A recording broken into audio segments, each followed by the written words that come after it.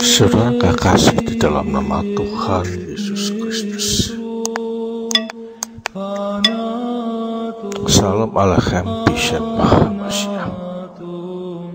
Seperti biasanya, sebelum kita menunaikan tugas kita masing-masing ke kantor atau di mana saja, kita akan isi firman Allah di dalam batin kita, agar supaya kita dapat diterang, dicerahi, dan dituntun oleh Allah di dalam rohnya, di dalam melaksanakan karya kita pada saat hari ini. Sehingga dengan demikian, apapun yang kita lakukan ini merupakan refleksi ibadah kita kepada Allah, Sang Pemberi hidup. Saat ini kita akan berbicara tentang bidat Apollinaris dan juga bidat Eutyches atau monofisik. Apollinaris mengajarkan mengenai keilahian atau kodrat keilahian Kristus. Namun dia tidak percaya dalam sifat keilahian, sifat kemanusiaan Kristus yang lengkap. Dia menganggap bahwa keberadaan manusia Kristus itu tidaklah perlu jiwa, sehingga dengan demikian ia tanpa jiwa, sebab Allah telah menyediakan kehidupan yang diperlukan. Saudara kasih dalam Tuhan Yesus Kristus, kalau dikatakan bahwa Kristus itu tidak mempunyai jiwa, maka jelas bahwa ini bertentangan dengan apa yang dikatakan di dalam Alkitab dan juga tulisan-tulisan para bapa gereja. Sehingga dengan demikian, Apollinaris ini ditolak oleh konsil Oikumene yang diadakan pada tahun 381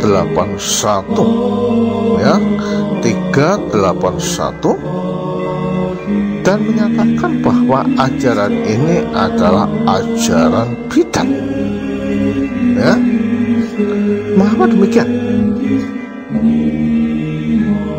Di dalam Injil Yohanes 1 ayat 14 dikatakan firman telah menjadi daging atau menjadi manusia.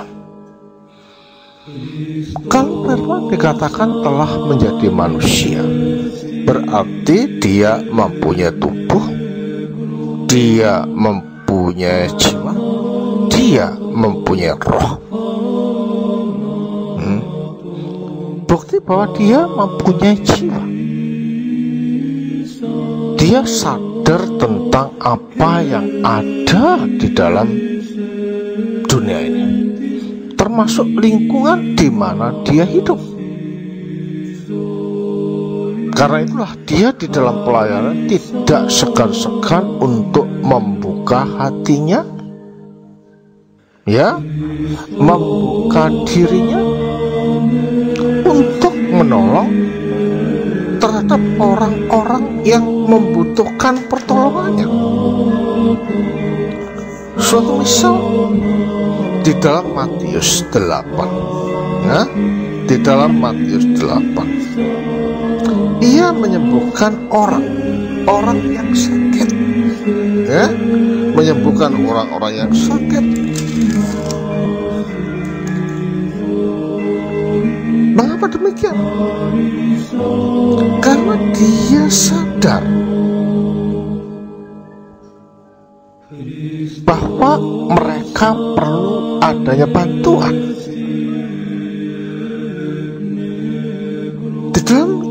Injil Matius 8, suatu misal ia menyembuhkan orang sakit kusta.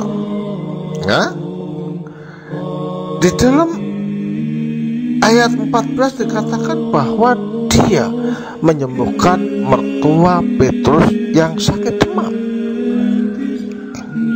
menunjuk pada artian bahwa dia mempunyai jiwa sadar terhadap lingkungan, sadar terhadap di mana dia hidup, terhadap orang lain.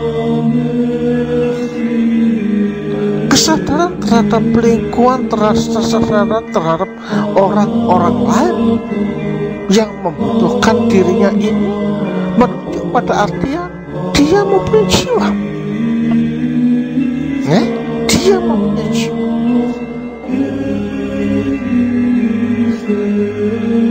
Dengan sadarnya ini,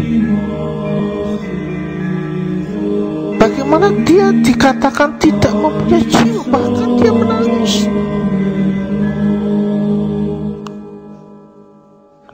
Ketika melihat bahwa Lazarus mati dan dia membangkitkan Lazarus yang sudah mati itu. Dengan demikian jelas bahwa ajaran Apollinaris yang mengatakan bahwa Yesus itu tidak mempunyai jiwa jelas bertentangan dengan Alkitab. Karena yang dinamakan manusia itu pasti ada tubuh, pasti ada jiwa, dan pasti ada roh.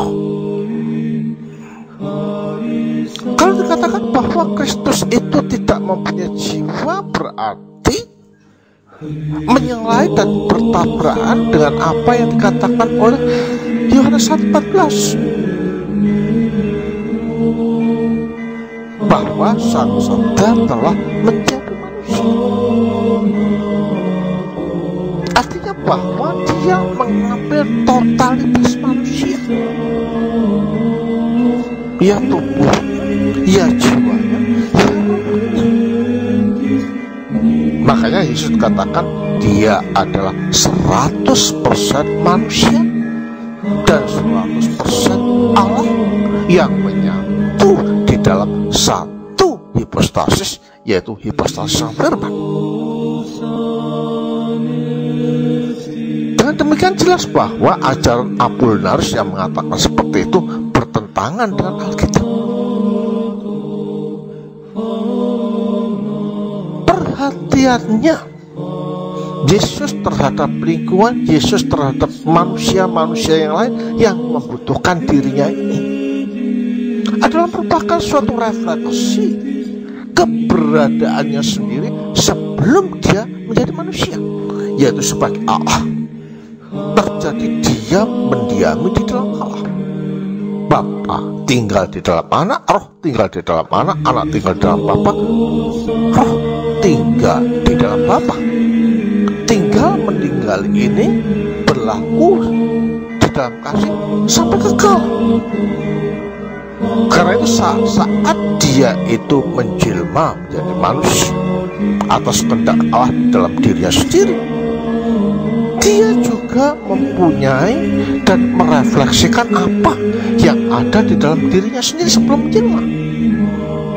Makanya tidaklah heran dia ini memperhatikan orang lain, ya, menyembuhkan orang lain, menunjukkan kasih, dan bahkan membangkitkan orang yang sudah mati, yaitu peristiwa Lazarus itu. Karena itulah dia ini mempunyai jiwa. Atas dasar hal semacam inilah, maka apa yang Apollinaris katakan bahwa dia tidak punya jiwa, jelas itu menyalahi Alkitab dan tulisan-tulisan para Bapak Kristen.